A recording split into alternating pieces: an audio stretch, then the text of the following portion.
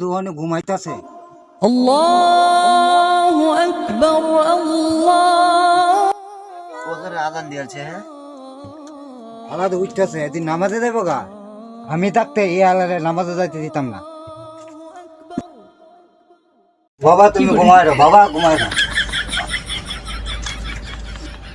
এই হালারে আজকে নামাজ পড়াইতো না। না ওখানে নামাজে দেরি করে যেত না, আর মাত্র 1 মিনিট আছে না।